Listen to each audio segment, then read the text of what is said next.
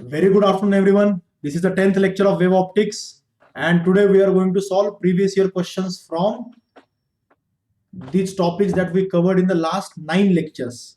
That is wave theory of light.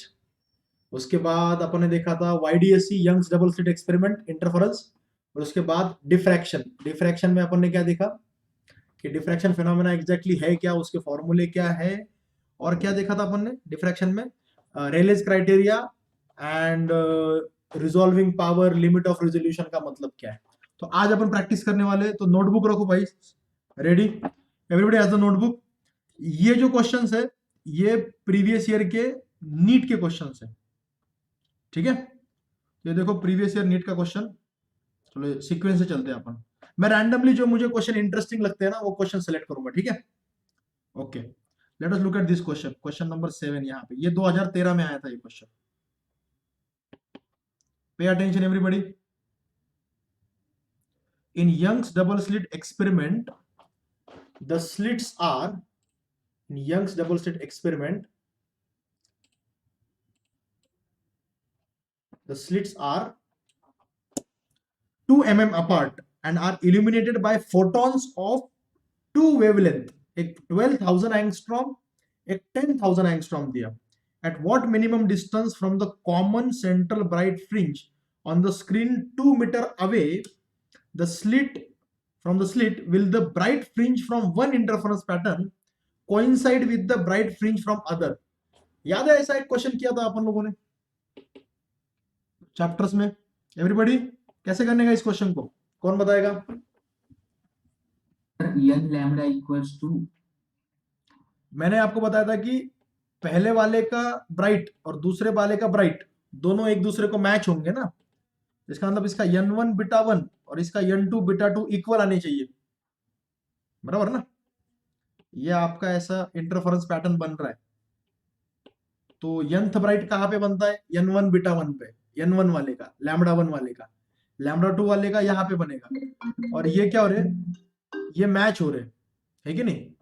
तो ये आएगा n1 lambda 1 capital D by small D equal to n2 lambda 2 capital D by small D. तो capital D by small D, capital D by small D cancel. तो n1 lambda 1 equal to n2 lambda 2. तो क्या आएगा भाई, ये n1 upon n2 equal to lambda 2 upon lambda 1. Lambda 2 देखो कितना दिया है, 10,000 एंगस्ट्रॉम, और लैम्बडा 1 कितना दिया है, 12,000 एंगस्ट्रॉम. ये कट होगा, ये कितना आएगा, 5 अपॉन 6. मतलब n1 इज 5 और n2 इज 6. मतलब फिफ्थ, पहले वाले का फिफ्थ या दूसरे वाले का सिक्स्थ जो फ्रिंज है वो ओवरलैप होंगे. अब उन्होंने ये नहीं पूछा कि कितने नंबर का है, उन्होंने ये पूछा कि कितने डिस्टेंस पे ओवरलैप होंगे, राइट, कितने डिस्टेंस पे. तो एक काम करो ना, पहले वाले का पांचवा कहां पे आता है उसको फाइंड करो. पहले वाले का पांचवा कहां पे आएगा, 5 into lambda 1 capital D by small D. तो 5 इंटू लैम्बडा 1 कितना है पहले वाले का, 12,000 angstrom, 12,000 into 10 to the power minus 10. Capital D कितना दिया, 2 मीटर, और स्मॉल डी कितना दिया, 2 mm. 2 mm is 2 into 10 to the power minus 3. 2 और 2 कैंसल, 12 इंटू 1 2 3 0 गए, ये हो जाएगा 10 to the power minus 7.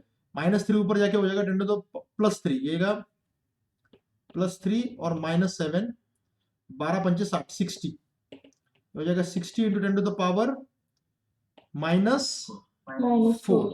6 into 10 to the power minus 3, 6 mm. Right answer is 6 mm. तो correct answer is 6 mm. Got it. चलो अभी अगला क्वेश्चन आप लोग करो. Okay, I am giving you the next question. चलो नेक्स्ट क्वेश्चन कौन सा करते हैं, देखो इसमें इंटरेस्टिंग क्वेश्चन कौन सा है, थोड़ा चैलेंजिंग. चलो ये वाला क्वेश्चन करो, क्वेश्चन नंबर 9 वाले 2014 का क्वेश्चन है, which I think you can comfortably solve it. इसके ऑप्शंस भी दे देता हूं मैं आपको. ओके चलो अभी ऑप्शंस भी आपके सामने आ गए. ट्राई करो, I am giving you 1 minute. चलो, द क्लॉक हैज स्टार्टेड।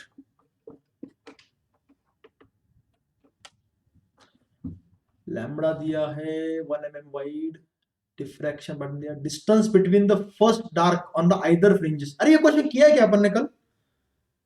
ऐसा लग रहा है मुझे। 2.4 mm आते हैं। हाँ, कल ही किया था ना ये question. Yes, sir. We did not know कि ये क्वेश्चन 2014 का है। ये क्वेश्चन कल के लेक्चर में ही किया था अपन ने। द डिस्टेंस बिटवीन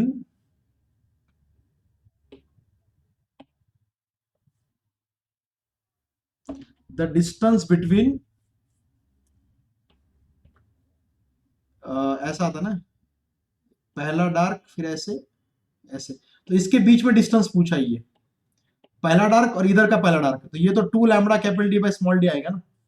तो 2 lambda capital D by small D तुम कैलकुलेट करोगे तो ट्वाइस ऑफ लैम्बडा कितना दिया है यहाँ पे, 610 to the power -9, capital D 2 metre और स्मॉल डी दिया 1 mm। ये कैलकुलेट करने के बाद आता है 2.4 सेंटीमीटर आया था कि मीटर आया, मिलीमीटर आया था? mm। हाँ, 2.4 मिलीमीटर आया था, राइट। ओके, कल ही किया था अपन ने ये क्वेश्चन। चलो फिर अगले क्वेश्चन पे चलते हैं। ओके, ये वाला क्वेश्चन देखो, क्वेश्चन नंबर 10। ये भी इजी है, ये 2014 का है ये भी। ये क्वेश्चन आपके सामने ये रहा।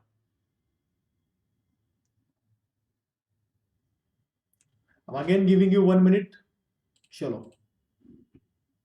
in Young's double slit experiment, the intensity of light at a point on the screen where path difference is lambda is k। जहां पे पाथ डिफरेंस लैम्बडा है वहां पे लाइट की इंटेंसिटी k।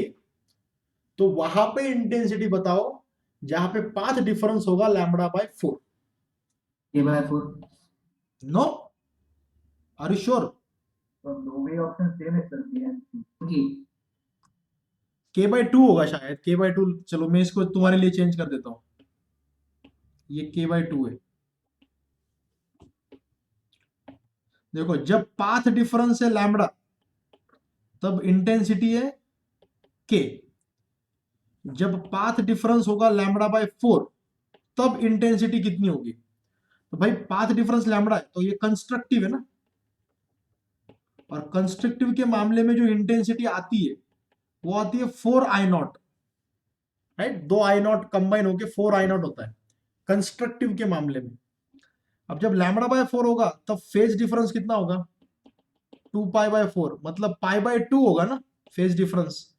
तो जब फेज डिफरेंस π/2 होता है तो रिजल्टेंट एम्पलीट्यूड जो आता है वो कितना आता है? √a² + a² + 2a × a cos of π/2, and cos of π/2 cos 90 0, ये √2a होता है। तो मतलब रिजल्टेंट एम्पलीट्यूड का स्क्वायर आएगा 2a²। तो ये रिजल्टेंट इंटेंसिटी क्या आएगी यहाँ पे? ट्वाइस ऑफ I0 आएगी ना। तो ये बराबर इसके हाफ है। देखो 4I0 के हाफ है, तो 4I0 के हाफ है तो अपना राइट आंसर सी ऑप्शन आएगा जो मैंने चेंज किया। तो जिसने आंसर k/4 दिया था उसका आंसर रॉन्ग है। यू वे रशिंग, तुम जल्दबाजी कर रहे थे। जल्दबाजी कभी नहीं करनी होती फिजिक्स के क्वेश्चन सॉल्व करते वक्त। समझ में आया क्या? Everybody understood? जब पाथ डिफरेंस लैम्बडा था तो फेज डिफरेंस 2π था। फेज डिफरेंस 2π था मतलब इंटेंसिटी 4I0 थी जब दो सोर्स की I0 होगी तो। लेकिन जब लैम्बडा बाय 4 होगा तो π/2 होगी, तो I0 का 2I0 मिलेगा। तो यार आज इतने फोन क्यों आ रहे?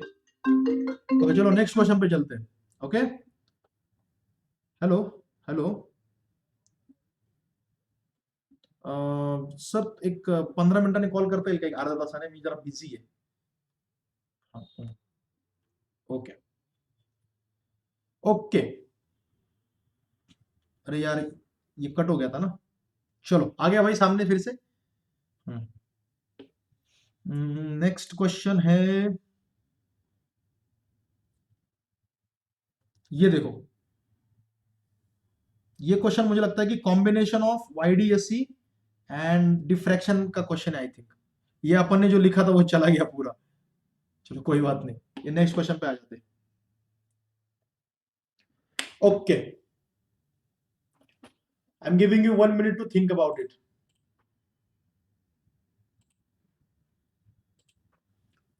In a double slit experiment, two slits are 1 mm apart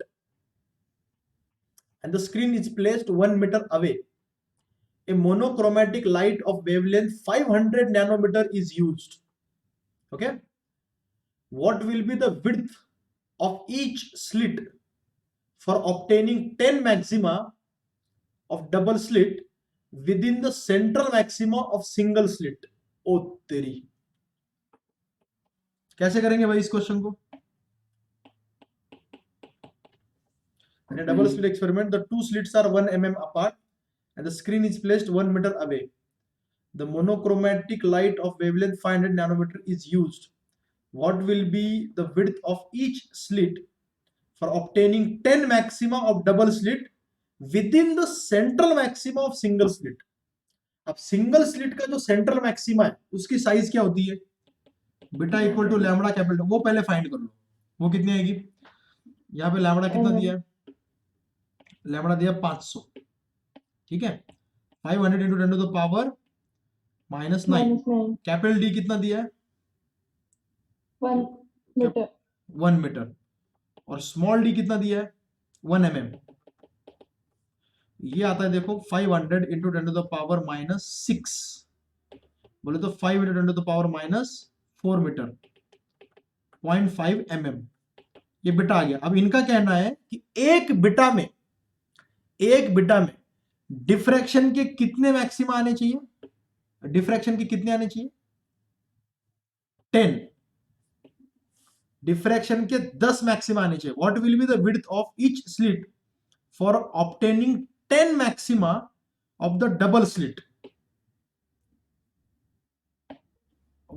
with in the central maxima of single slit? अरे रिकॉल करते हैं ना, आप रिकॉल करते हैं lambda D by 2 lambda D by equal to 10 lambda D by 10. 2 lambda पाहिजे. अरे हो यार. Hello, 2 lambda D by 2. मी नंबर दिला. 1 मिनिट थांबा. 1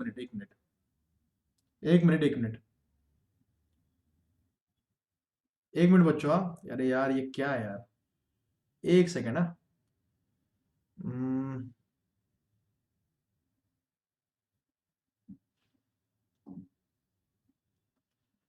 यहाँ पे मुझे लगता है कि जो सेंट्रल मैक्सिमा की साइज है वो किसकी निकालनी पड़ेगी पहले? सर डायरेक्ट रिकॉल करा दोघे. अरे गजू त्याला फोन नाही केला तू? तो म्हणतोय की मला फोनच नाही आला म्हणे. तो म्हणतो की फोनच नाही आला मला. त्याला फोन कर, त्याच्याशी बोलून घे. मी लाईव्ह लेक्चर मध्ये आता. त्याला परत फोन कर. त्याला म्हणा परत फोन नको करू म्हणा त्यांना. ते घेऊन ये त्याच्याकडून.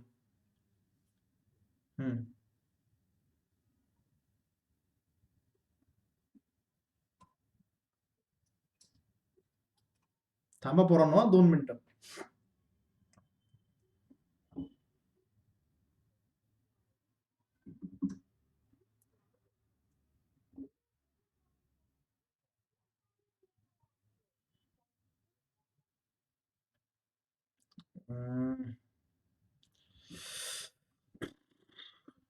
पोरांनो असं असतं बघा.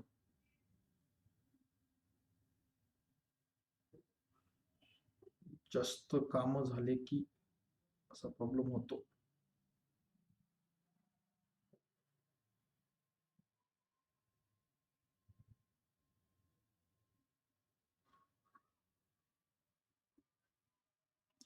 Okay, pay attention. हाँ, तुम क्या बोल रहे थे? आप बोलो.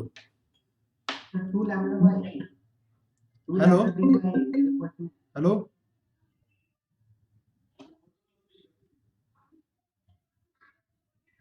Hello hello. डिलिव्हरी कोड पाहिजे का तुम्हाला? तुम्ही दिले का त्यांच्याकडे? त्यांच्याकडे फोन द्या बरं. हा गजू ते डिलिव्हरी कोड घेऊन टाक.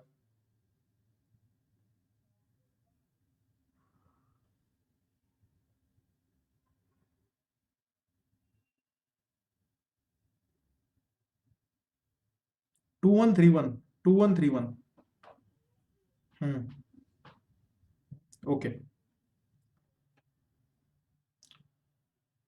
ओके। अभी यार इसको फेंक भी नहीं सकता यार, ये महंगा है।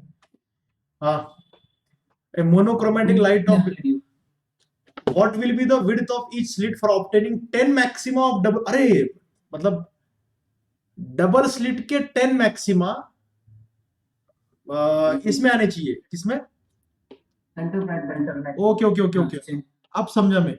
डबल स्लिट के 10 मैक्सिमा वो आएंगे twice of capital lambda D by A is the slit width, और अपने को स्लिट विड्थ निकालनी है ना, आएगा 10 into 0.5 mm equal 2 into lambda कितना आएगा 500 into 10 to the power -9 capital D 1 metre upon A, तो ए क्या आएगा 2 into 500 into 10 to the power -9 upon 10 into 0.5 into 10 to the power -3, 10 into 0.5 is 5 5 cancel, 2 into 100 into 10 to the power -9 into 10 to the power +3, ये हो जाएगा +3 और ये 2 0 +5 और ये -9 हो जाएगा 2 minus- into 10 to the power -4. 2 into 10 to the -4, मतलब 0.2 mm ना, ऑप्शन तो स्लिट विड्थ कितनी आएगी 0.2 mm, ये फर्स्ट ऑप्शन करेक्ट है।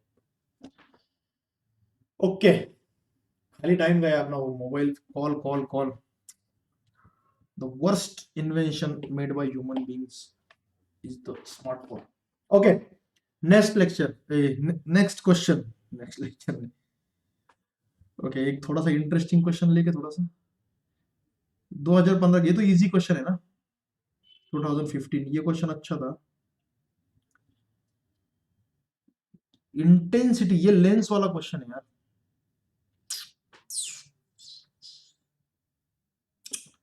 ये देखो तो 2015 का question, look at this question 2015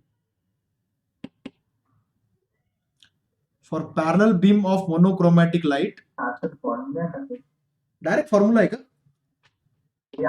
sir answer है ना डायरेक्ट। हाँ sir, if d is the distance of width of the central maxima option single slit, ये सीधा आंसर है भाई। ऐसे क्वेश्चन भी आते हैं एग्जाम में, डायरेक्ट फॉर्मूला पूछते हैं, मतलब डायरेक्ट फॉर्मूला पूछते हैं।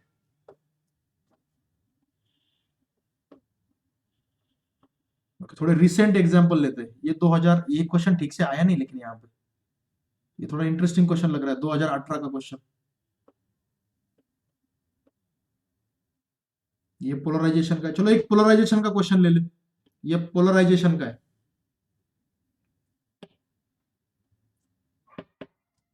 This is on polarisation. Okay, two polarides P1 and P2 are placed with their axis perpendicular to each other. Unpolarized light I0 is incident on P1. Third polaroid P3 is kept in between P1 and P2 such that it makes angle 45 degree with P1. Okay. I0 by 8 कस केलं? एक ऐसा पहिले P1 मधनं निघल त्याची I0 by 2 येईल, नंतर I0 by 2 cos square theta वापरलं, आणि नंतर परत ती P3 मधनं निघल ती P2 मधनं निघल त्याची I0 by 4 by 2 म्हणजे I0 by 8. ओके, म्हणजे तू काय केलं की इथे इथे जो आहे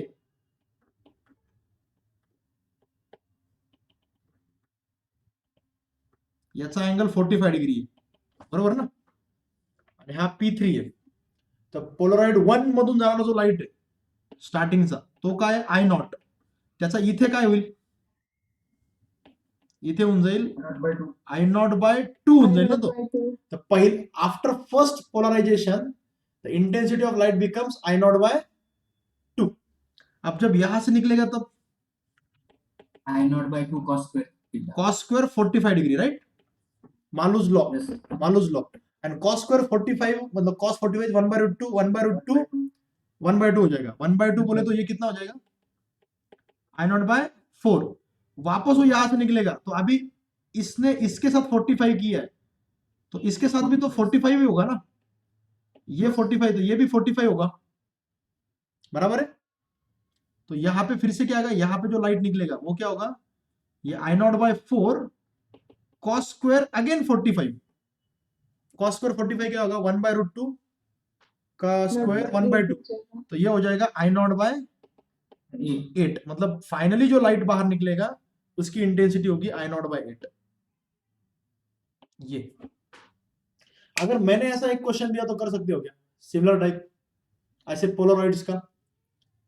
देखो सिमिलर क्वेश्चन दे रहा हूं मैं, थोड़ा सा ही चेंज कर रहा हूं मैं।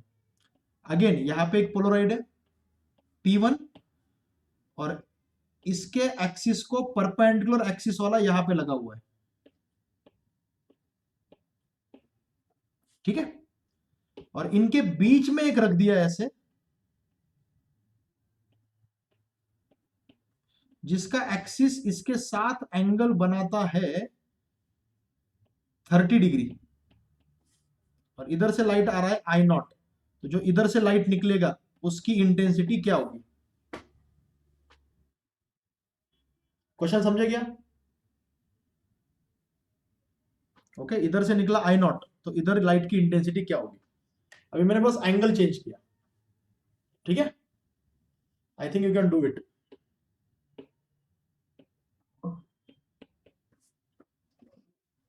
Three I not by 32। 3 I not by 32। Okay, मतलब तुमने क्या किया, ये आई नॉट तो ये बाहर निकलेगा, तो यहां पे कितना होगा, आई नॉट बाय 2। यहां से निकलेगा तब कितना होगा, I not by 2 cos square 30 degree ना, सर तो ये कितना हो जाएगा, I not by 2 cos 30 is √3/2, √3/2 का स्क्वायर 3/4, 3/4 तो ये हो जाएगा 3 I not by I 8। Naught by 8। अब ये लाइट जब यहां से निकलेगा तो अभी ये कितना एंगल है, ये एंगल 60 डिग्री ना, तो मतलब यहां से जो लाइट निकलेगा उसकी इंटेंसिटी क्या होगी, 3 I not by 8 into cos square 60 degree, cos square 60, cos 60 is 1/2, 1/2 का स्क्वायर 1/4, तो 3 आई नॉट बाय 8 इंटू 1/4, तो 3 आई नॉट बाय 32। ये अपना final answer, 3 I not by 32। Correct, good. तो पोलराइजेशन पे भी ऐसे क्वेश्चंस आते हैं। चलो प्रीवियस ईयर के एम्स के भी क्वेश्चन है अपने पास, प्रीवियस ईयर के एम्स की भी। ये जो 23 नंबर का क्वेश्चन है ना, ये बेसिकली इस पे Doppler effect of light, Doppler effect of light. मुझे याद दिलाओ, Doppler effect of light upon discuss कर चुके हैं क्या? यस सर वेव्स में हाँ, वेव्स में, राइट। ये डॉपलर इफेक्ट पे ही है। How does the red shift come from the universe is expanding. Red shift का मतलब क्या होता है कि the objects are moving away, right. Red shift का मतलब कि वेवलेंथ थोड़ी सी रेड मतलब इंक्रीज होती है ना थोड़ी सी। इसमें राइट आंसर क्या आएगा, wavelength of the light emitted by, wavelength of the light is emitted by, wavelength of the light galaxies appear to increase, ये आंसर आएगा ना, इज अपीयर टू इंक्रीज। भाई जिन लोगों को याद नहीं आ रहा कि मैं क्या किस बारे में बात कर रहा हूं, उनको वेव्स का लेक्चर निकाल के देखना चाहिए, डॉपलर इफेक्ट का। ये डॉपलर इफेक्ट इन लाइट पे क्वेश्चन है। ओके, ये आगे का क्या है, ये वाला देखो 24, ये भी थ्योरेटिकल क्वेश्चन है, सोचो।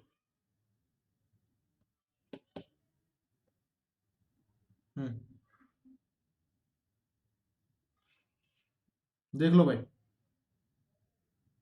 इन Young's double slit experiment if monochromatic light is replaced by white light, क्या होता है, सारे ब्राइट फ्रिंजेस व्हाइट के बन जाते हैं क्या? No sir. तो ये ऑप्शन नहीं है। क्या कोई भी फ्रिंज दिखाई नहीं देता? ये भी गलत है ना, फ्रिंज तो दिखाई देते, राइट। फिर अगला क्वेश्चन ये है, अगला ऑप्शन ये, all bright fringes have colours between violet and red, only the central fringe is white and all other fringes are coloured. ये ऑप्शन सर, करेक्ट आंसर क्या है, सी ऑप्शन ना, only central fringe is white and all other fringes are coloured. मैंने आपको एक link भेजी थी, देखो यूट्यूब उस लेक्चर वो देखा आपने, वो एक्सपेरिमेंट YDS याद होतं सर. हाँ उसमें दिखाई देते देखो फ्रिंजेस प्रॉपरली, है ना? हाँ ओके, तो इसका आंसर है सी ऑप्शन। चलो नेक्स्ट क्वेश्चन पे चलते हैं। प्रीवियस ईयर एम्स, हाँ इसमें कॉचेस फॉर्मूला कौन सा है? Which formula is Cauchy's formula? याद है मैंने आप लोगों को बताया था Cauchy's formula, mu is equal to Yes, A sir. Plus B upon lambda square. मैंने Option इतना ही बताया था। एक्चुअली लैम्बडा बाय 4 तक जाता है वो C upon lambda by 4। Actually D option आएगा यहाँ पे, ये आंसर है ना, दिस इज कॉचेस फॉर्मूला। वैसे जनरली क्या है लैम्बडा, ये वाला पार्ट अपन निग्लेक्ट करते हैं, ये वाला part we neglect this part, okay? We usually neglect this part and we say that refractive index is constant, but obviously refractive index is not constant for all wavelength. As the wavelength increases, refractive index decreases. So this is the Cauchy's formula for refractive index. Okay, चलो ये देखो, what is the path difference for destructive interference? तर D. Direct answer है, right? 2n plus 1 lambda by 2, odd multiple of lambda by 2, odd multiple of lambda by 2. ये वाला देखो, when a beam of light is used to determine position of the object, maximum accuracy is achieved when light is, मतलब तुमको सबसे ज्यादा resolution कब मिलेगा या रिजॉल्विंग पावर सबसे हाई कब होगी? हाई रिजॉल्विंग पावर, क्योंकि जब रिजॉल्विंग पावर हाई होगी तभी तो तुमको प्रॉपर पोजीशन पता चलेगी ना ऑब्जेक्ट की। ऑब्जेक्ट की प्रॉपर पोजीशन कब पता चलेगी? जब रिजॉल्विंग पावर हाई होगी। रिजॉल्विंग पावर हाई कब होती है? जब लाइट पोलराइज होता है तब रिजॉल्विंग पावर हाई होती है क्या? नो। जब हाई इंटेंसिटी होती है तब रिजॉल्विंग पावर हाई होती है क्या? नहीं। रिजॉल्विंग पावर वेवलेंथ पे डिपेंड करती है। तो रिजॉल्विंग पावर के कल मैंने फॉर्मूले बताए थे, वो याद करो। टेलीस्कोप का रिजॉल्विंग पावर का फॉर्मूला क्या था? टेलीस्कोप का था डी बाय लैम्बडा ना, D by Yes, lambda. sir. लेकिन याद रखो कि ये फॉर्मूला है स्क्वायर एपरेचर के लिए, स्क्वायर या रेक्टेंगुलर एपरेचर, एपरेचर मतलब उसका शेप, ठीक है, स्क्वायर एपरेचर के लिए। लेकिन यही फॉर्मूला बन जाता है डी बाय 1.22 लैम्बडा अगर सर्कुलर एपरेचर है तो, सर्कुलर एपरेचर के लिए। Do not forget this. तो जैसे अपनी आंखें, तो अपनी आंखें सर्कुलर है, राइट? तो अपने आंखों की रिजॉल्विंग पावर आएगी इससे, ओके, डी अपॉन 1.22 लैम्बडा। अच्छा मुझे बताओ, लैम्बडा कम होगा तो रिजॉल्विंग पावर ज्यादा होगी ना, Yes. है कि नहीं? तो करेक्ट आंसर क्या आएगा? For shorter wavelength. अच्छा वो माइक्रोस्कोप की जो रिजॉल्विंग पावर थी उसका फॉर्मूला क्या है, याद दिलाओ मेरे को। माइक्रोस्कोप का रिजॉल्विंग पावर 1/m. क्या क्या क्या क्या? वो तो 2 साइन अल्फा अपॉन लैम्बडा बताया था ना मैंने आप लोगों को। 2 साइन अल्फा अपॉन लैम्बडा बोला था, ये था ना। तो लैम्बडा जब कम होता है तो रिजॉल्विंग पावर ज्यादा होती है, ओके? हाँ थोडंफार डिपेंड राहिलंच ना, कारण तर लाईट जर कमी इंटेन्सिटी असेल ते प्रॉपर इमेज फॉर्म करणार नाही आपल्याला। नहीं, लाइट का इंटेंसिटी बस उतनी ही जरूरी है जितना अपने आंखों से दिखाई दे। तो बहुत ज्यादा हाई इंटेंसिटी करेगा तो उससे रिजॉल्विंग पावर थोड़ी ना बढ़ती है। रिजॉल्विंग पावर मतलब दो एकदम करीब के 2 पॉइंट दिखाई देने चाहिए।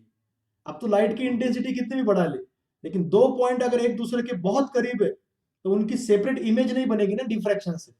डिफ्रैक्शन में इंटेंसिटी मैटर नहीं करती, वेवलेंथ मैटर करती है ना। तो रीजनेबल इंटेंसिटी है, रीजनेबल मतलब जितना आंखों से दिखाई दे। तो जितना आंखों से दिखाई दे उतनी इंटेंसिटी है। तो इंटेंसिटी बढ़ाने से रिजॉल्विंग पावर बढ़ती क्या? नहीं, वेवलेंथ कम करने से रिजॉल्विंग पावर बढ़ेगी।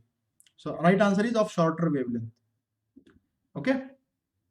हाँ ये पैटर्न शिफ्ट का क्वेश्चन है, 2003 में आया हुआ।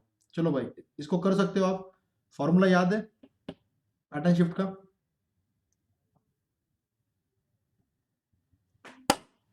ये भी प्रॉब्लम अपन कर चुके आई थिंक, देख के मुझे लग रहा है। इसका आंसर कुछ तो फिर 2 फ्रिंजेस आया था, याद है क्या? Upward Shifted upward by 2 nearly हाँ 2 हाँ हाँ, fringes. अपवर्ड बाय 2 फ्रिंजेस आया था इसका आंसर, Yes, sir. है कि नहीं? C option. n is equal to number of fringes shifted is equal to t into mu minus 1 upon lambda. और यहाँ पे t दिया है 2 माइक्रोमीटर और म्यू दिया है 1.5, 1.5 माइनस 1 इज 0.5 और अपॉन लैम्बडा कितना दिया 500 नैनोमीटर। ये सीधा ये और ये कट होता है, ये आता सीधा 10 टू द पावर 3 और ये आता 2 into 0.5 upon 500 into 10 to the power 3। 10 to the power 3 जाएगा, ये 2 जीरो जाएंगे, ये 5 से ये मल्टीप्लाई होगा, 0.1 आएगा, यहाँ पे एक 10 बचेगा, 10 इंटू 0.1 इज 1, ये सीधा 2 आ जाएगा, 2 फ्रिंजेस से ऊपर शिफ्ट होगा। चलो next C question, option. Next question ये देखो, एस्ट्रोनॉट इज लुकिंग, ये मुझे रिजॉल्विंग पावर का क्वेश्चन लग रहा है, I think, I don't know. देखो, astronaut is looking down on earth surface from space shuttle, एक एस्ट्रोनॉट अर्थ की तरफ देख रहा है स्पेस शटल से at an altitude of 400 kilometre, assuming that the astronaut's pupil diameter is 5 mm, उसके आंखों का डायमीटर 5 mm है, and wavelength of the visible light is 500, astronaut will be able to resolve linear objects of the size। मतलब तुमको ये अर्थ है और astronaut यहां से देख रहा है towards the earth,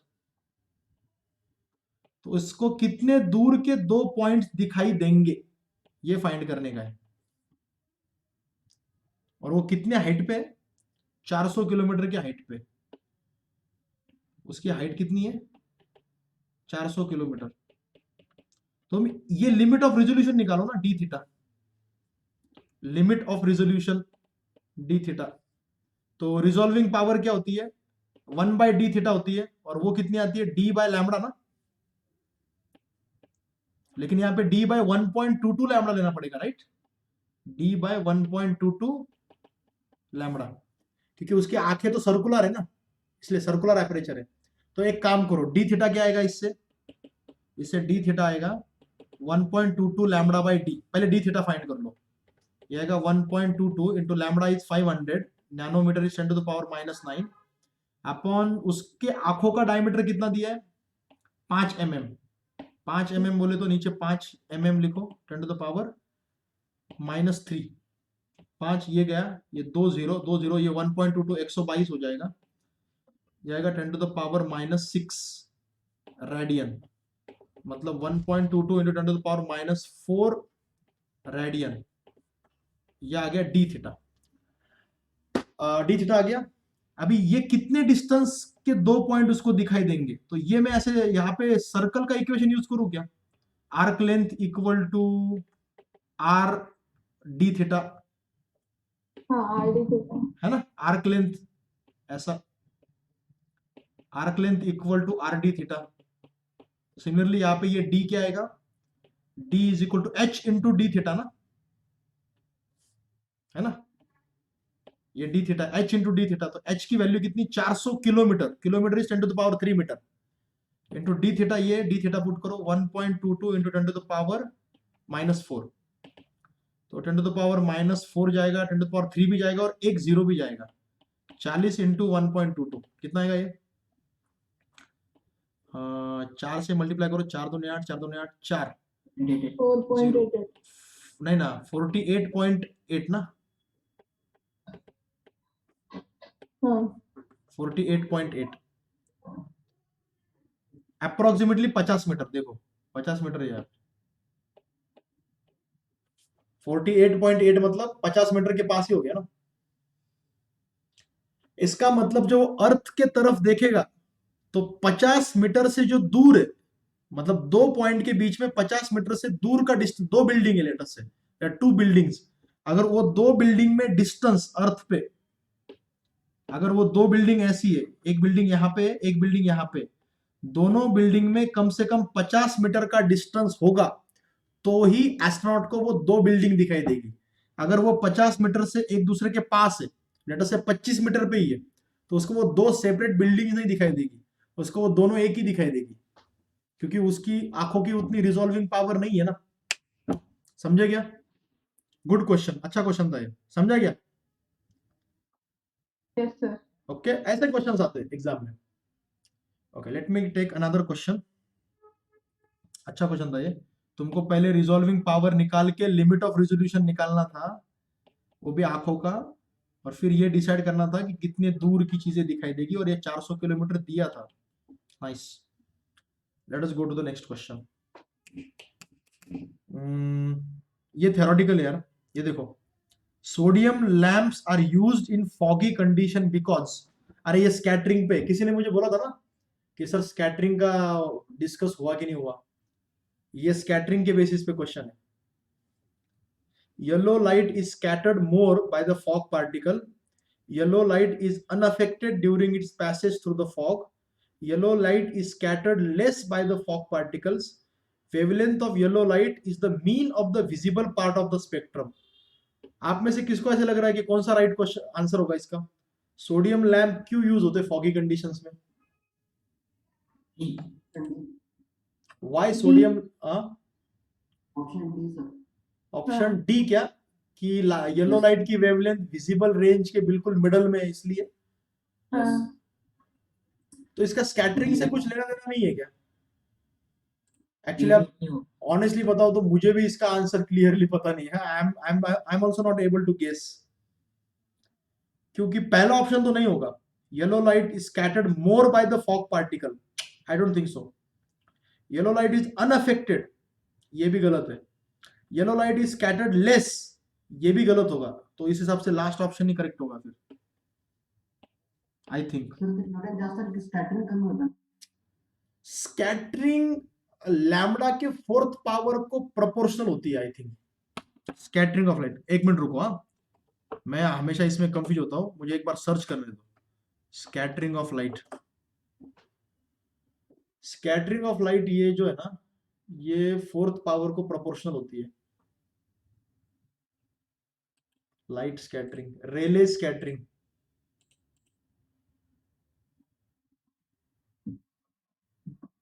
Rayleigh scattering fourth power को इनवर्सली प्रोपोर्शनल होती है। रेले स्कैटरिंग नहीं, डायरेक्टली प्रोपोर्शनल नहीं है फोर्थ पावर को इनवर्सली प्रोपोर्शनल है, ठीक है। तो लैम्बडा जितना कम होगा उतनी स्कैटरिंग ज्यादा होगी ना, लैम्बडा जितना कम होगा उतनी स्कैटरिंग ज्यादा होगी। और को इसका वर आपल्याला असं हे नाही करता येत लांब करून. रुको एक minute,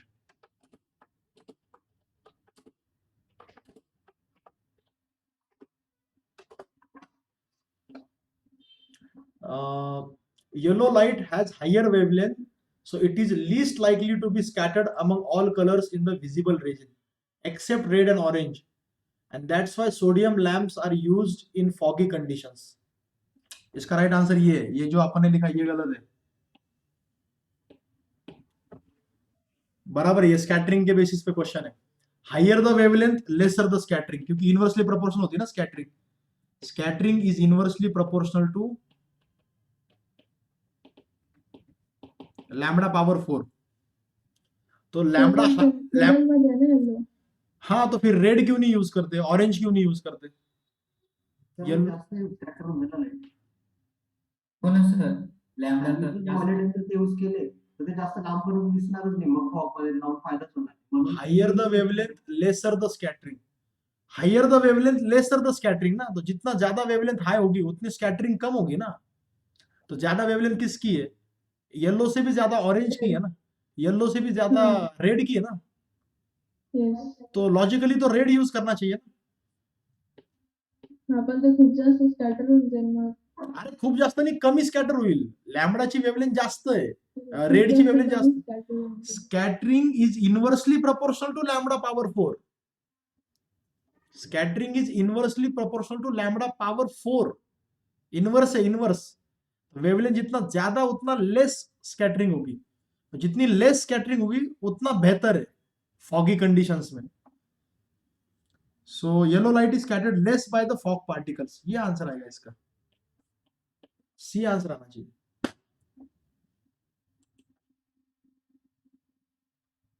okay okay okay,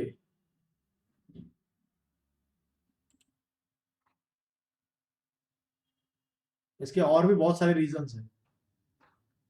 yellow light की विजिबिलिटी थोड़ी बेटर होती है क्योंकि वो थोड़ा मिडल कलर है ना, तो रेड यूज करेंगे तो उतनी बेहतर विजिबिलिटी नहीं मिलेगी जितनी येलो से मिलती है, और येलो की वेवलेंथ रीजनेबली हाई भी है तो स्कैटरिंग भी कम होगी। तो दोनों रीजन है उसके, एक विजिबिलिटी भी बेटर है येलो की क्योंकि वो मिडल कलर है, और दूसरा ये क्योंकि सफिशिएंटली हायर वेवलेंथ है तो स्कैटरिंग भी थोड़ी कम होगी।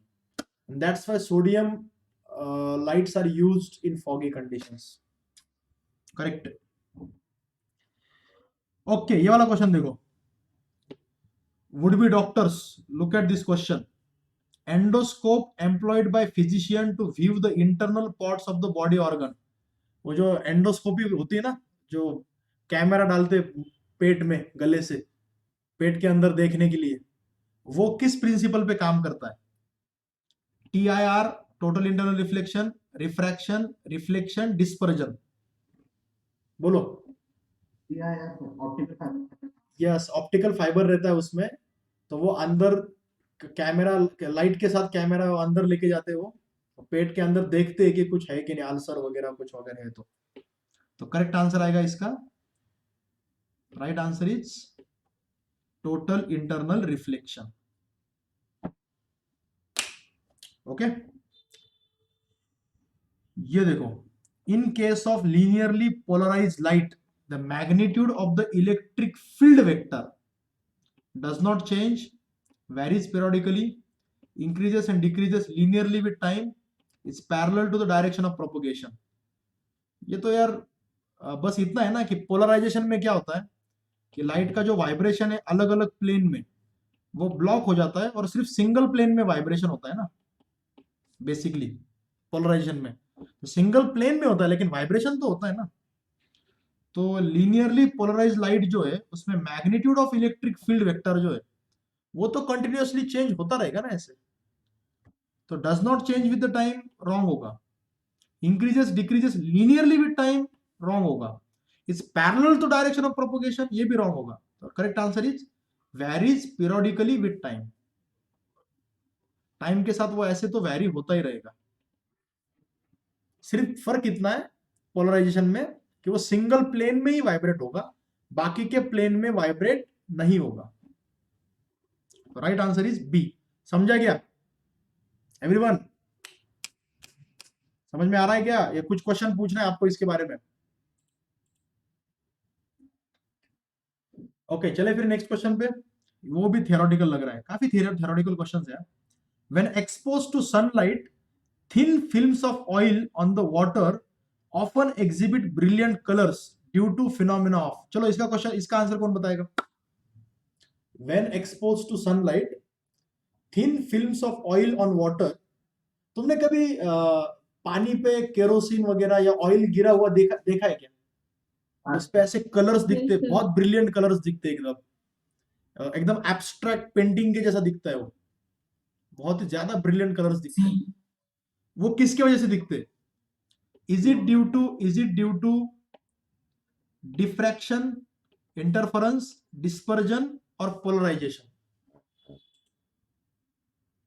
किसकी वजह से दिखते हैं?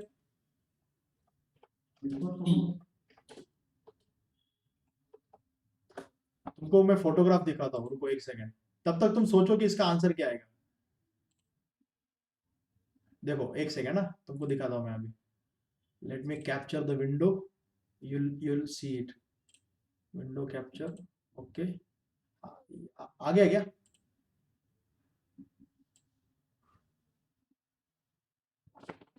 तेरी, ये दिखाई दे रहा है? लुक एट दिस, ऐसे कलर्स दिखते, देखो तुमने देखा होगा कभी ना कभी तो। Yes. और दिखाओ, देखो ये वाला देखो, या ये वाला देखो, ऐसे कलर्स देखे होगे तुमने, ये देखो ऐसे, अगर रास्ते पे कहीं ऑयल वगैरह गिर गया तो, है ना, तो ये कलर किस वजह से दिखते हैं, what is the reason?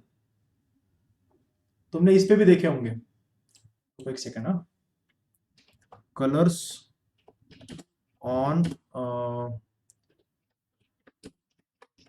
Soap bubble, देखो सोप बबल के ऊपर भी कलर दिखते, देखो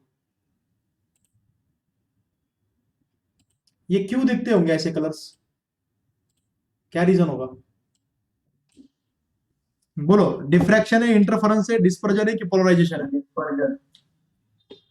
डिस्पर्जन, आर यू श्योर? मैं बताऊं क्या, ये कलर दिखते because of interference, not because of polarisation, not because of diffraction, not because of dispersion, it's only because of interference. Interference कैसे होता है, मुझे आपको एक्सप्लेन करता हूं, एवरीबॉडी पे अटेंशन, इसमें न्यूमेरिकल्स भी आते हैं एग्जाम में। लेट मी शो यू, इधर देखो, देखो इमेजिन करो कि ये बॉटम सरफेस है और यहां पे ऑयल लिक्विड, ऑयल फिल्म है ऐसी, ठीक है। अब होता क्या है कि यहां से आने वाला जो लाइट है, लाइट, इसमें से कुछ लाइट आर पार चला जाता है और कुछ लाइट यहीं से रिफ्लेक्ट हो जाता है। जो लाइट यहीं से रिफ्लेक्ट होगा वो ये वाला, और जो लाइट यहां से रिफ्लेक्ट होगा ये वाला, इनका यहां पे क्या होगा, इंटरफेरेंस होगा ना।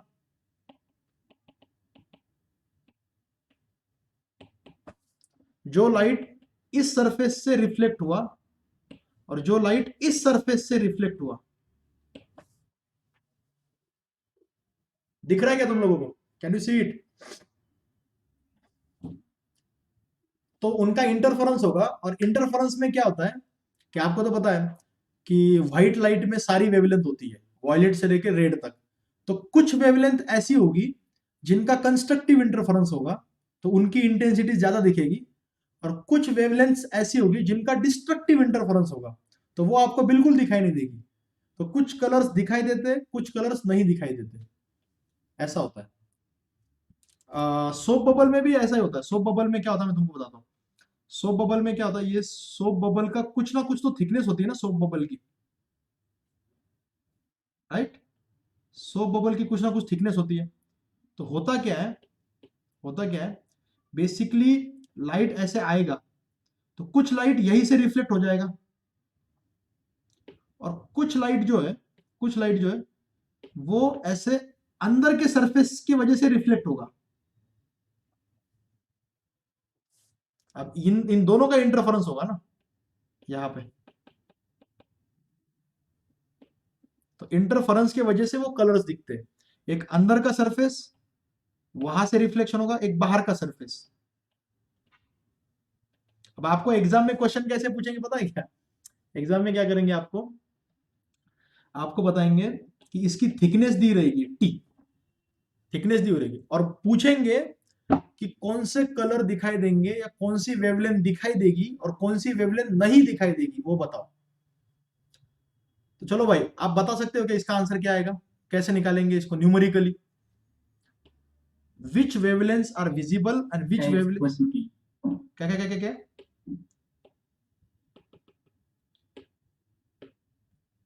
विच वेवलेंथ्स आर विजिबल, कौन सी वेवलेंथ दिखाई देगी और कौन सी गायब हो जाएगी, कैसे डिसाइड करने का? इसकी थिकनेस दी हुई है बस, और इसका रिफ्रैक्टिव इंडेक्स भी देंगे आपको, सोप बबल का म्यू। मैं आपको बोलता हूं कैसे करने का, देखो देखो, ऐसे दो सरफेस है, एक रिफ्लेक्शन आउटर सरफेस से हो गया और दूसरा रिफ्लेक्शन इनर सरफेस से हो गया।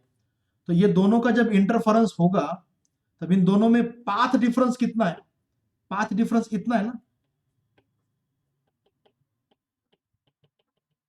पाथ डिफरेंस मतलब एक वेव ने दूसरे वेव के कंपैरिजन में कितना एक्स्ट्रा डिस्टेंस कवर किया, right?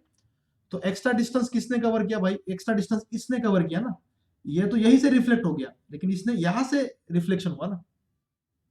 M I making sense और नॉट एवरीवन? रिस्पॉन्ड। सो तो नहीं गए तुम लोग? सारे टमाटर ध्यान दे रहे हैं क्या? Yes, sir. हाँ ओके। तो यही लॉजिक तुमको लगाना है। तो ये पाथ डिफरेंस आएगा ना, तो मुझे बताओ पाथ डिफरेंस कितना आएगा? डेल्टा एक्स कितना आएगा? ये थिकनेस कितनी दी है? लैम्बडा ओए थिकनेस कितनी दी है? T. टी। तो पाथ डिफरेंस कितना आएगा? 2t 2t। 2t जाने का t, आने का t, राइट? लेकिन Yes. तुमको ऑप्टिकल पाथ लेना पड़ेगा ना। जब भी पाथ डिफरेंस लेते हो तब क्या लेना पड़ता है?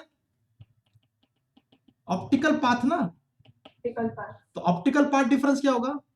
उसका रिफ्रैक्टिव इंडेक्स भी लेना पड़ेगा ना, वो मीडियम है ना, वो 2 म्यू टी ना। समझ में आ रहा है क्या? पाथ डिफरेंस क्या आएगा? 2 म्यू Yes, टी। sir. तो म्यू टी तुम्हारा ऑप्टिकल पाथ है, तो जाने का म्यू टी, आने का म्यू टी। अच्छा, कंस्ट्रक्टिव इंटरफेरेंस की कंडीशन क्या है? कंस्ट्रक्टिव इंटरफेरेंस कब होता है? कंस्ट्रक्टिव इंटरफेरेंस तब होता है जब डेल्टा फाई क्या होगा? 0, 2 पाई, 4 पाई, मतलब 2n पाई ना, राइट? ओके। तो ये कब होगा? जब पाथ डिफरेंस कितना होगा भाई? बोलो जल्दी से फटाफट, पाथ डिफरेंस कितना होगा? 2 lambda Lambda to lambda. Right, lambda 2 lambda 3 lambda, बराबर है कि नहीं? And Okay. multiples of lambda. तो डेल्टा एक्स होना चाहिए n लैम्बडा, बराबर? ठीक है। यहां पे हाँ, लेकिन यहां पे कंडीशन थोड़ी अलग आएगी। यहां पे कंडीशन आएगी 2n माइनस 1 लैम्बडा बाय 2।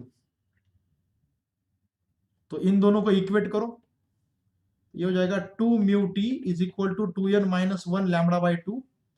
तो कौन सी वेवलेंथ का कंस्ट्रक्टिव इंटरफेरेंस होगा, मतलब कौन सी वेवलेंथ दिखाई देगी? लैम्बडा इक्वल टू 2 इधर लेके आ जाओ, 4 mu T upon 2n minus 1। ये वाली वेवलेंथ आपको उसमें दिखाई देगी। अब तुम कहोगे सर तुमने ये क्यों किया, राइट? तुमने ये 2n माइनस 1 लैम्बडा बाय 2 क्यों लिया? तुमने n लैम्बडा क्यों नहीं लिया? करेक्ट ना? ओके। अब ये इसलिए किया मैंने, ठीक से ध्यान दो, जब लाइट यहां से रिफ्लेक्ट होता है, यहां से, तो लाइट एयर से वाटर में जा रहा है, तो एयर टू वाटर मतलब रेरर टू डेंसर मीडियम ना, रेरर टू डेंसर। और जब rarer to denser medium reflection होता है तब फेज पाई से चेंज हो जाती है ना, due to reflection phase changes by pi, right? तो ऑलरेडी इसकी जो फेज है, ये पहले वाले की, इसकी फेज ऑलरेडी कितनी चेंज हो चुकी है? पाई से चेंज हो चुकी है। Okay. अब तुम बोलोगे ये सर ये दूसरे का क्या? देखो दूसरे का जो रिफ्लेक्शन हो रहा है वो कहां पे हो रहा है? वाटर टू एयर ना। अब वाटर टू एयर बोले तो डेंसर टू रेरर। जब डेंसर टू रेरर रिफ्लेक्शन होता है तब फेज में कोई फर्क नहीं पड़ता। याद करो reflection of waves, reflection of waves याद है क्या? तो इसमें से ऑलरेडी एक वेव का फेज पाई से चेंज हो चुका है और दूसरे वेव का नहीं हुआ, तो ऑलरेडी उनमें पाई का फेज डिफरेंस है, ऑलरेडी पाई का फेज डिफरेंस है ऑलरेडी। तो तुमको कंस्ट्रक्टिव इंटरफेरेंस करने के लिए ऑलरेडी पाई का डिफरेंस है, तो तुमको एडिशनल पाई चाहिए ना। तो इस मामले में क्या हो जाएगा? कंस्ट्रक्टिव की कंडीशन डिस्ट्रक्टिव को, डिस्ट्रक्टिव की कंडीशन कंस्ट्रक्टिव को लग जाएगी। इसलिए मैंने डेल्टा एक्स की वैल्यू ये ली, क्योंकि डेल्टा एक्स जैसे यहाँ पे फॉर एग्जांपल तुम्हारा पाथ डिफरेंस है लैम्बडा बाय 2, तो फेज डिफरेंस आएगा पाई। तो ऑलरेडी पाई का फेज डिफरेंस है, एडिशनल पाई प्लस पाई 2 पाई, तो कंस्ट्रक्टिव होगा। समझा क्या भाई? समझ में आ रहा है कि मैं हवा में ही बात कर रहा हूं? समझ में आ रहा है ना? यस क्योंकि ऑलरेडी पाई का फेज डिफरेंस है, तो जब भी ऐसा होता है कि दो वेव्स में ऑलरेडी पाई का डिफरेंस है, तब कंस्ट्रक्टिव की जो कंडीशन है वो डिस्ट्रक्टिव को चली जाएगी, पाथ डिफरेंस की कंडीशन, और जो डिस्ट्रक्टिव की कंडीशन है वो कंस्ट्रक्टिव चली जाएगी। यही अगर तुमको डिस्ट्रक्टिव चाहिए होता, अगर तुमको डिस्ट्रक्टिव इंटरफेरेंस चाहिए होता, डिस्ट्रक्टिव इंटरफेरेंस, तब तुम्हें डेल्टा एक्स की कंडीशन क्या आती, एन लैम्बडा आती, तब डेल्टा एक्स की कंडीशन एन लैम्बडा आती, क्योंकि ऑलरेडी पाई का डिफरेंस है ना। ओके, तो ये आएगा तुम्हारा आंसर। फिर तुमको इसमें क्या करना पड़ेगा, टी की वैल्यू पुट करनी पड़ेगी। सपोज तुम्हें टी की वैल्यू दी हुई है, सपोज टी की वैल्यू दी है लेट अस से 5 माइक्रोमीटर, पुट करो वहां पे, लैम्बडा इक्वल टू 4, म्यू की वैल्यू एक काम करें 6 माइक्रोमीटर कर देता हूं मैं उसको, 6 माइक्रोमीटर, ये हो जाएगा, म्यू की वैल्यू वाटर का होता है 4/3, 6 माइक्रोमीटर, माइक्रो बोले तो 10⁻⁻6 अपॉन 2n-1, ये हो जाएगा 3 2 जा 6, 4 चौक 16, 16 दूनी 32, 32 upon 2n-1 into 10⁻⁻6 metre. Okay, तुमको अगर इसको एंगस्ट्रॉम में कन्वर्ट करना है तो इसको क्या करो, 10⁻⁻4 अपॉन 10⁻⁻4 से मल्टीप्लाई करो, 10⁻⁻4 और 10⁻+4 इन दोनों से मल्टीप्लाई करो, ये दोनों मिला के क्या हो जाएगा, एंगस्ट्रॉम हो जाएगा। तो बचेगा क्या, 32 into 10⁻+4 angstrom divide by 2n-1, मतलब 3 2 1 2 3 4 0 अपॉन 2n-1 एंगस्ट्रॉम। अब चेक करो कि इसमें से कौन सी वेवलेंथ विजिबल स्पेक्ट्रम में आती है, मतलब n की वैल्यू 1 पुट करो, फिर 2 पुट करो, फिर 3 पुट करो, देखो लैम्बडा कितना आता है। जब 1 पुट करोगे कितना आएगा, कितना आएगा ये 3,20,000 3,20,000 एंगस्ट्रॉम, विजिबल में नहीं आता। फिर 2 पुट करो, 2 2 जा 4, 4 - 1 3, 3 से डिवाइड करो इसको, 3 1 3, 3 से 18 2 चले, 3 6 6 एंगस्ट्रॉम, ये आएगा, 3 से डिवाइड किया इसको तो 1 लाख नहीं 1 लाख नहीं, 3 से डिवाइड करने के बाद कितना आएगा ये, अरे भाई 3,20,000 को 3 से डिवाइड करो ना, 1,06,000, 1,06,666, राइट, एम आई राइट के 1,06,000। अभी इसको 3 पुट करो, 3 दूने 6, 6 में दूने गेला 5, 5 से डिवाइड करो इसको, 54,000 5 से 64,000 श्योर 54,000, ये भी विजिबल रेंज में नहीं आता, 64 ओके। जब तक विजिबल रेंज में नहीं आता तब तक करना पड़ेगा। एक काम करता हूं मैं 3 से सीधा चला जाता हूं, n इज इक्वल टू 5 पे जाता हूं सीधा, n इक्वल टू 5, 5 दूने 10, 10 में 9, 9 से डिवाइड करो इसको, 9 से डिवाइड करो, 9 1 9, 9 दूने 18, 9 त्रिक 27, 27 ला 5 चालले, 9 5 45, 45 कितना आएगा यार ये, 3,20,000 को 9 से डिवाइड करो, 3,20,000 को 9 से डिवाइड करो, 9 त्रिक 27 5 5 चले, 9 5 45, 5 चले 50 50 50, 5 5 5, अरे 35 रहते गए, अरे यार कब तक चलेगा ये ऐसा कब तक चलेगा ये, 35,000 को भी कितने से डिवाइड करना पड़ेगा, 6 से डिवाइड करना पड़ेगा, ऑलरेडी 9 से डिवाइड किया और 6 से, तो 9 इंटू 6 9 सौ 54, 54 तक चलेगा यार ये, डायरेक्ट 47 गया तो है सारंग, मतलब तब जाके वो वेवलेंथ आएगी उस रेंज, तो वो बहुत सारी वेवलेंथ आएगी। अभी ये नहीं बोल रहा मैं कि ऐसा न्यूमेरिकल क्वेश्चन एग्जाम में आ गया, आएगा भी, तो इतने सारे डिटेल्ड कैलकुलेशंस नहीं होंगे, लेकिन कंसेप्ट तुमको पता होना चाहिए। ये फॉर्मूला पूछ सकते हैं ना एग्जाम में, एटलीस्ट वैल्यू नहीं देंगे, फॉर्मूला पूछ सकते हैं। ओके चलो भाई आज यहीं पे रुकते हैं, आज थोड़े इंटरेस्टिंग क्वेश्चन। अच्छा ये सिर्फ बबल के मामले में है, ये कंडीशन सिर्फ बबल के मामले में लगती है, लेकिन जहां पे जैसे फॉर एग्जांपल किसी सरफेस पे ऑयल गिरा है तो यहां पे 2 बार रिफ्लेक्शन हुआ ना, तो दोनों रिफ्लेक्शन में रेरर टू डेंसर और रेरर टू डेंसर, तो दोनों बार पाई पाई से चेंज होता है तो दोनों की फेज सेम हो जाती है। तो यहाँ पे कंडीशन फिर से रिप्लेस हो जाएगी कंस्ट्रक्टिव की, क्योंकि दोनों का रिफ्लेक्शन रेयर टू डेंसर है, तो दोनों में पाई का फेज डिफरेंस आएगा, तो दोनों की फेज इक्वली होगी इसका मतलब। तो यहाँ पे कंडीशन कंस्ट्रक्शन की delta X equal to constructive interference की एन लैम्बडा, यहाँ पे 2n माइनस 1 लैम्बडा बाई 2 क्यों हो गई थी वो भी मैंने आपको एक्सप्लेन कर दिया। चलो भाई आज यहीं पे रुकते हैं, ये लास्ट के क्वेश्चन में थोड़ा सा टाइम लग गया। चलो